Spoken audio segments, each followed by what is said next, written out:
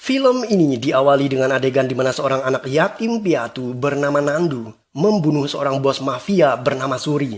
Suri adalah pembunuh kedua orang tua Nandu.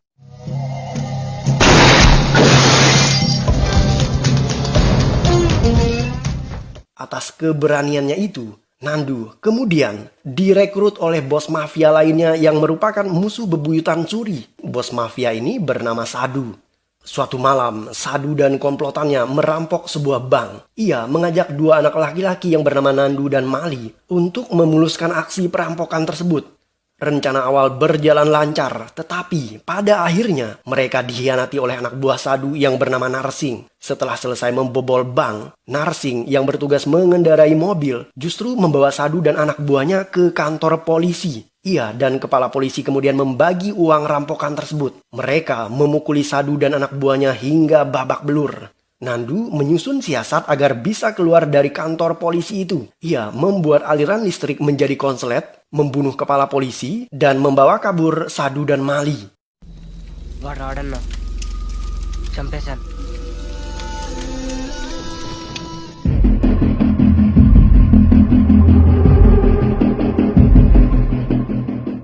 10 tahun kemudian, Nandu dan Mali berada di sebuah keramaian. Di sana, Nandu membunuh seorang bos mafia. Ia melakukan itu karena Nandu adalah seorang pembunuh bayaran.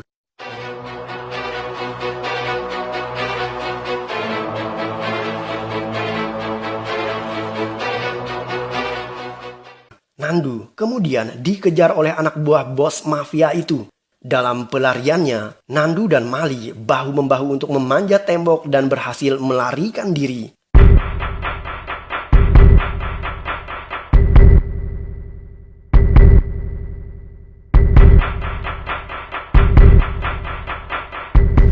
లేని పొలిటీషియన్ అంటే మొగడలోని ఆడదానితో సమానంలో ఉన్న మనమే రెగించేస్తే పవర్లో ఉన్నాడు. Sifaredi adalah seorang politisi ternama di kota Hyderabad. Ia akan segera melakukan sebuah kampanye akbar. Teman Sifaredi yang bernama Baji menyewa jasa pembunuh bayaran terhebat di kota itu. Ia ingin membunuh temannya sendiri Sifaredi agar bisa memperoleh posisinya sebagai ketua pimpinan partai. Pembunuh yang disewa oleh Baji bernama Nandu.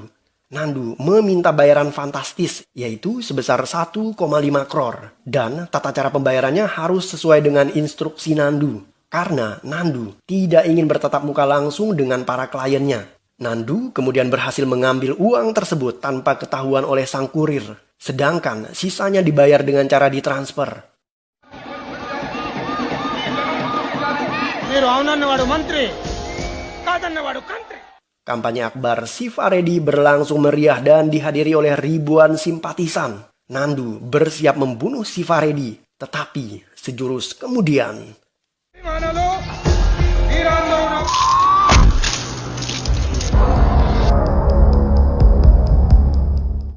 seseorang menembak Sifaredi mendahului Nandu. Peluru itu menembus kepala Sifaredi yang membuatnya tewas seketika. Melihat ayahnya ambruk, anak Sifaredi terlihat sedih bercampur murka. Polisi menemukan lokasi di mana pembunuh bersembunyi. Mereka mengepung gedung itu. Nandu tidak bisa melarikan diri dan polisi mengira jika ia adalah pelakunya. Ketika seorang ofisir polisi bernama Arjun meminta Nandu untuk menyerahkan diri, Nandu justru melompat dari gedung menggunakan seutas tali dan terjun tepat di atas sebuah kereta api yang sedang melintas di sana.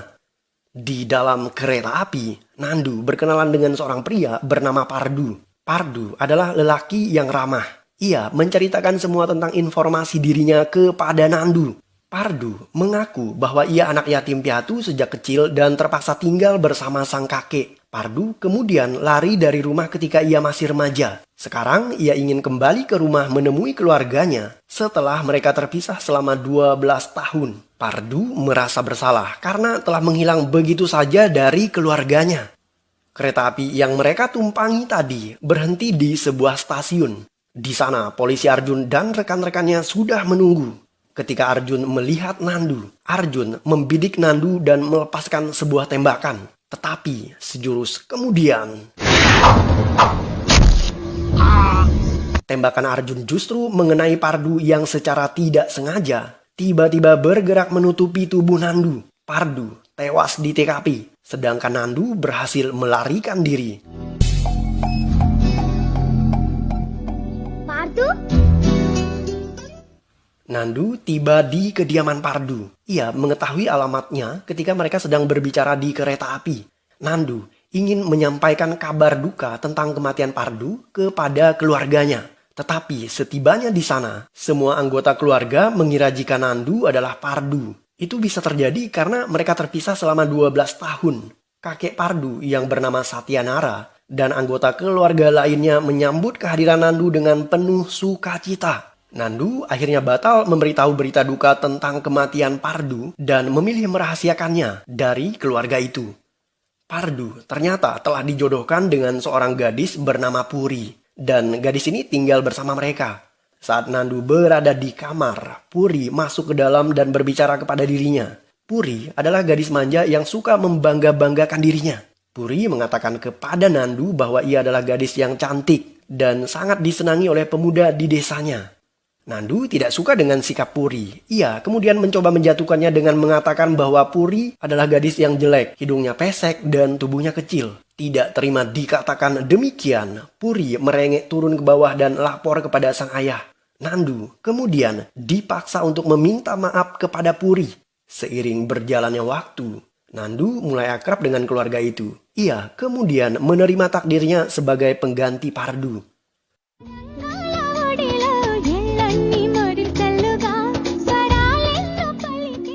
Nandu bertemu dengan dua teman masa kecil Pardu yang bernama Giri dan Balu. Mereka kemudian bercerita tentang masa lalu terkait insiden seorang anak yang bernama Sekar.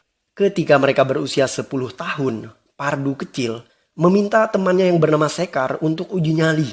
Sekar harus mengambil jeruk yang Pardu letakkan di kuburan sendirian. Sekar memaksa dirinya untuk mengambil jeruk itu agar bisa membuktikan bahwa ia adalah seorang yang pemberani. Tetapi ia ketakutan setengah mati dan berlari dalam kegelapan malam yang membuatnya menabrak sebuah pohon dan tewas seketika. Nandu mendatangi rumah ayah Sekar. Ia berpura-pura meminta segelas air. Ketika ayah Sekar masuk ke dalam rumah, Nandu secara diam-diam meletakkan uang sebesar 3 lak di pot bunga milik ayah Sekar. Nandu melakukan itu sebagai bentuk permintaan maaf untuk Pardu. Ia tidak mau meminta maaf secara terbuka karena takut jika orang tua Sekar akan menolak menerima uang pemberiannya. Saat melakukan itu, Giri menyaksikan aksi Nandu dan ia salut dengan kebaikan hatinya. Keesokan harinya, Nandu memberitahu Giri bahwa ia bukanlah Pardu. Ia sengaja menyamar menjadi Pardu agar bisa membuktikan siapa pembunuh si Faredi yang sebenarnya. Ia mengatakan rahasia ini kepada Giri karena menurutnya Giri adalah orang yang baik dan bisa dipercaya.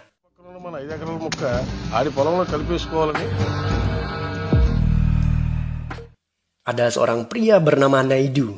Ia merampas lahan pertanian kakek Pardu. Nandu mengancam akan membunuh Naidu jika ia tidak mengembalikannya. Naidu akhirnya menyerahkan dokumen palsu yang ia buat. Ketika Nandu berjalan meninggalkan Naidu, Naidu justru meminta anak buahnya untuk membunuh Nandu.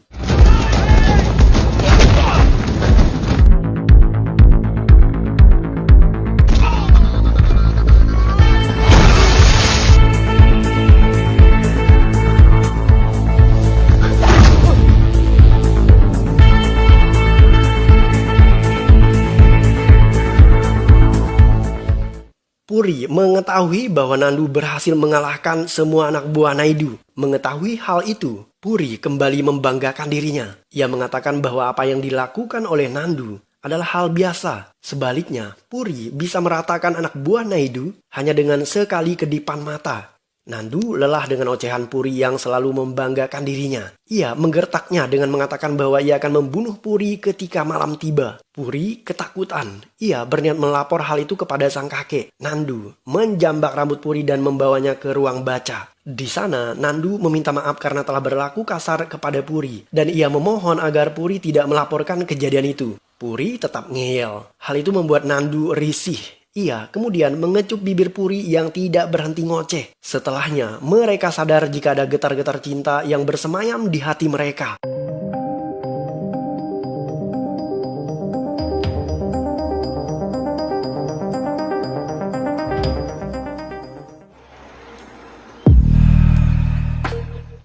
Kasus kematian Siva Reddy ditangani oleh CBI, sejenis biro intelijen yang menangani kasus kriminal. Kasus itu diselidiki oleh Anjanea. Anjanea mendatangi gedung di mana Nandu bersembunyi ketika terjadi pembunuhan Siva Reddy. Setelah diselidiki, Anjanea menyimpulkan bahwa pelaku pembunuhan tidak mungkin berada di ruangan itu.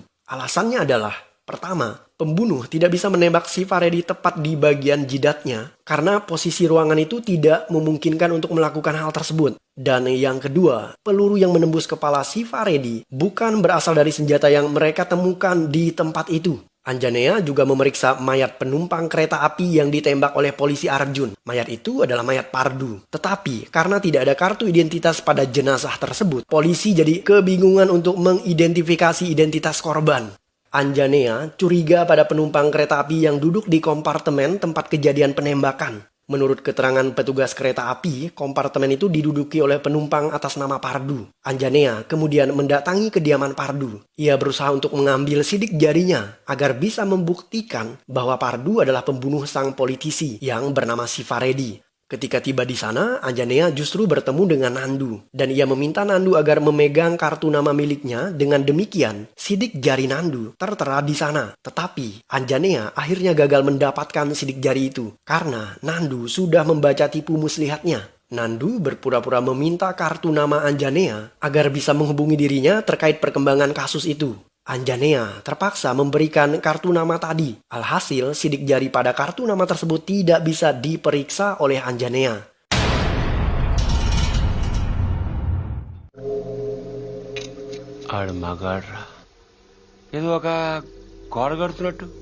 Naidu merasa kesal kepada Nandu karena Nandu membuatnya batal merampas lahan pertanian Satyanara. Naidu kemudian mengirim adiknya yang bernama Buji untuk membunuh Nandu. Buji membawa anak buahnya dalam jumlah yang banyak. Saking banyaknya, mereka harus berdesak-desakan di dalam sebuah mobil dengan kondisi seperti ini. Dan ketika tiba di sana, mereka berusaha untuk menyerang Nandu. Buji dan anak buahnya tidak mampu membunuh Nandu. Satu persatu dari mereka dipukuli Nandu hingga babak belur.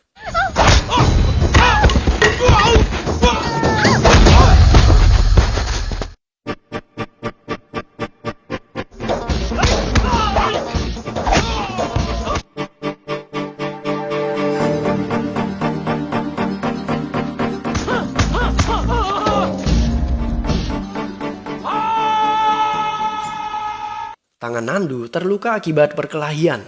Ia dimarahi sang kakek, tetapi bibi Nandu sangat baik kepadanya. Ia menyuapi Nandu yang membuat Nandu menangis terharu karena ia teringat akan kasih sayang orang tuanya ketika masih kecil. చెప్తాను వాళ్ళు నాకు సైడ్ కొడుతున్నారు. Suatu hari, Puri meminta Nandu memukuli 3 pria karena menggoda dirinya. Nandu kemudian meninju tembok hingga jebol dan membuat para pemuda tadi lari ketakutan. Puri sedih, ia merasa Nandu tidak mencintai dirinya. Nandu tinggi dan tampan, tentu banyak gadis yang tergila-gila kepadanya. Sedangkan Puri, ia mulai merasa jika wajahnya jelek, hidungnya pesek, dan tubuhnya pendek, seperti yang dikatakan oleh Nandu. Nandu berusaha untuk meyakinkan Puri bahwa ia juga sebenarnya mencintai Puri. Hanya saja ia tidak bisa ekspresif seperti Puri. Terbukti, Nandu rela meninju tembok demi mengusir pria yang menggoda Puri. Mengetahui jika Nandu juga mencintai dirinya, Puri memeluk pria itu. 2 orang keponakan Pardu bermain dengan senjata api yang dipajang di dinding. Mereka memasukkan kelereng ke dalam senjata itu. Setelahnya, kedua anak kecil ini diminta keluar dari ruangan itu. Karena anak kecil dilarang bermain dengan benda berbahaya seperti itu. కాలువ పక్కన పొరవండి. మీరు సంతకాలు పెట్టించే టైంకి 10 లక్షలు అనా పైసలతో సహా జమ కట్టారు. Tuan Satyanara berniat menjual tanah untuk menikahkan cucunya. Ia terpaksa menjual tanahnya dengan harga yang sangat murah. Nandu tidak setuju akan hal itu. Ia menggertak para pembeli yang membuat mereka batal membeli tanah itu. Malam harinya, Nandu memberikan cek senilai 10 lak kepada sang kakek agar bisa membiayai pernikahan cucunya. Anjanea mendatangi Sadu. Ternyata setelah berhasil kabur bersama Nandu dan Mali, Sadu kembali tertangkap polisi dan masuk ke dalam penjara. Sadu adalah bos mafia yang pernah diselamatkan oleh Nandu 10 tahun yang lalu. Menurut Sadhu, Siva pasti dibunuh oleh Nandu dan bayaran untuk membunuh politisi sekelas Siva berkisar 1 hingga 2 crore. Anjanea kesulitan untuk menemukan Nandu karena ia tidak mengenalinya dan tidak tahu kemana ia melarikan diri. Karena itulah Anjanea meminta anak buahnya untuk mendapatkan data dari bank terkait transaksi uang senilai 1 hingga 2 crore. Anak buah Anjanea kebingungan. Ia tidak mungkin mendapatkan data itu karena transaksi nasabah sifatnya adalah privasi sebuah bank. Anjanea kemudian berkata kepada anak buahnya, "Sogok mereka. Di India kamu bisa mendapatkan apapun dengan cara menyogok." Anjanea dan anak buahnya akhirnya mendapatkan bukti transaksi transfer sebanyak 1 crore. Nama pemilik rekeningnya bukan atas nama Nandu, tetapi selain transfer 1 crore tersebut, ada pencairan cek senilai 10 lakh ke rekening kakek Satyanara. Setelah mengeceknya dari sebuah bank, Anjanea menemukan alamat kakek Satyanara dan mereka segera bergegas ke sana. Hari itu cucu Satyanara menikah, tetapi pestanya terhenti ketika Anjanea tiba di sana. Anjanea akhirnya mengetahui jika Nandu menyamar menjadi Pardu. Ia memberitahu kakek Satyanara bahwa cucunya Pardu tewas di kereta api dan yang berada di rumah mereka saat ini adalah Nandu, seorang pembunuh bayaran profesional yang menyamar menjadi Pardu. Anjanea datang untuk menangkapnya, tetapi Pardu telah melarikan diri. Anjanea kemudian meninggalkan rumah Satyanara. Keluarga itu mulai panik dan kecewa. Mereka tidak menyangka jika Nandu adalah seorang penipu ulung yang telah membohongi mereka semua. Teman Pardu yang bernama Giri kemudian berusaha membela Nandu. Ia mengatakan bahwa Nandu adalah pria yang baik. Nandu memberikan uang sebanyak 3 lakh kepada ayah Sekar. Ia juga merebut kembali tanah yang dirampas oleh Naidu. Dan Nandu bahkan membiayai pernikahan cucu Satya senilai 10 lakh. Nandu rela melakukan semua itu padahal ia bukanlah bagian dari keluarga Satyanara. Dan sejurus kemudian,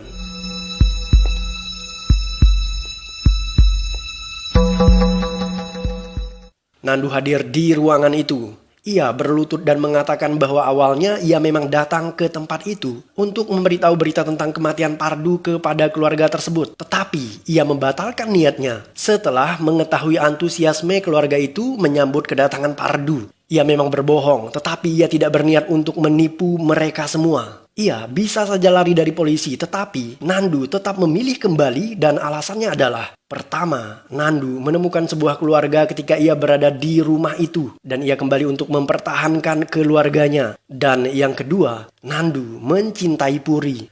Satyanara yang awalnya terbakar amarah sekarang berubah menjadi tersentuh haru oleh kebaikan hati Nandu. Ia meminta Nandu untuk melawan orang-orang yang telah memfitnah dirinya sebagai pembunuh politisi Siva. Satyanara bahkan memberikan senapan milik keluarganya kepada Nandu. Dan setelah itu, Puri menghampiri Nandu dan memeluknya. Nandu berjanji kepada Puri bahwa ia pasti akan kembali. నీకు తెలుసు ఎందుకు ఫోన్ చేశావు శివారెడ్డిని చంపమని ఆ రోజు నాతో ఫోన్లో మాట్లాడిన రికార్డ్ చేశాను. Nandu menelpon Baji. Baji adalah orang yang pernah meminta bantuan Nandu untuk membunuh Siva. Baji ingin membunuh Siva agar ia bisa menggantikan posisinya sebagai ketua partai politik. Nandu membohongi Baji dengan mengatakan bahwa ia memiliki rekaman percakapan ketika Baji meminta dirinya untuk membunuh Siva. Ia mengancam akan membongkar rekaman itu jika Baji tidak memberitahu dirinya siapa sebenarnya yang telah membunuh Siva. Baji terperangkap oleh tipu muslihat Nandu karena sebenarnya Nandu tidak punya bukti rekaman percakapan itu. Baji akhirnya mengatakan bahwa pembunuh Siva adalah Mali. Jadi hari itu setelah Baji menelpon Nandu untuk meminta bantuannya membunuh Siva dengan mahar sebesar 1,5 crore, Mali menelpon Baji dan ia menawarkan dirinya untuk membunuh Siva sekaligus memfitnah Nandu sebagai pelaku pembunuhan tersebut. Tujuannya adalah agar Baji aman dan tidak menjadi tertuduh sebagai pelaku pembunuhan terhadap Siva. Baji akhirnya setuju dengan rencana yang disampaikan oleh Mali. Dan ternyata percakapan telepon yang baru saja terjadi antara Nandu dan Baji kali ini justru direkam oleh Nandu. Baji kemudian panik sepanik-paniknya.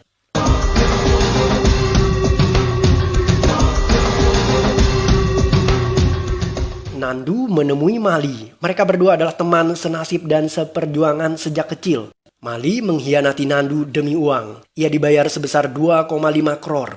Mendengar betapa bejatnya Mali, Nandu kemudian mengatakan seperti ini. Membunuh musuh adalah perang, membunuh teman adalah kriminal, dan membunuh pengkhianat adalah keadilan. Setelah itu, mereka berdua saling tembak-menembak. Nandu pada akhirnya berhasil menodongkan pistol ke arah Mali. Tetapi mereka justru ditembak oleh orang-orang utusan Baji yang juga datang ke tempat itu.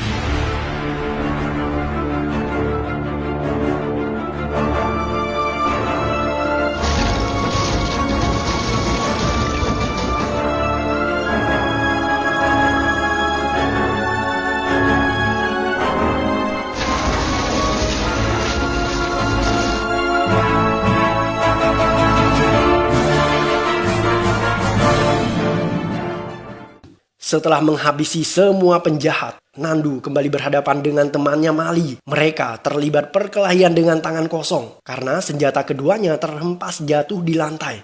Mali babak belur dihajar oleh Nandu. Ia mencoba merebut senjata milik Nandu yang tergeletak di bawah. Pada akhirnya Mali berhasil menangkap sebuah senapan sedangkan Nandu berhasil meraih sepucuk pistol. Nandu terlebih dahulu melepaskan tembakan, tetapi sayang, pistolnya justru kehabisan peluru dan tidak meletus. Setelah itu, giliran Mali yang melepaskan sebuah tembakan kepada Nandu, dan sejurus kemudian...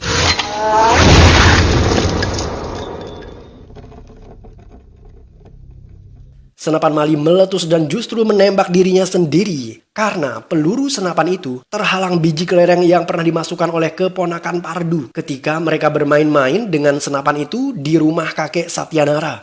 Mali tewas seketika. Tak lama setelah itu, Anjanea tiba di TKP. Nandu kemudian memberikan rekaman percakapan yang membuktikan bahwa Baji adalah otak pembunuhan Siva. Setelah kematian Siva, Baji didaulat menjadi ketua partai oposisi. Anjanea mendatangi kediaman Baji. Ia membongkar kedok politisi busuk itu. Baji menyangkal perbuatannya. Ia mengatakan bahwa rekaman suara tidak bisa digunakan sebagai barang bukti dalam persidangan. Anjanea tidak kalah cerdik. Ia kemudian menyerahkan bukti rekaman kaset itu kepada anak Siva yang begitu bernafsu menemukan pelaku pembunuhan terhadap ayahnya. Sebelum Anjanea sempat menyerahkan rekaman suara itu kepada anak Siva, Baji terlebih dahulu membunuh dirinya. Film ditutup dengan adegan di mana Anjanea melepaskan Nandu karena ia tidak terlibat dalam pembunuhan Siva. Nandu dan Puri akhirnya menikah. Dan film pun berakhir.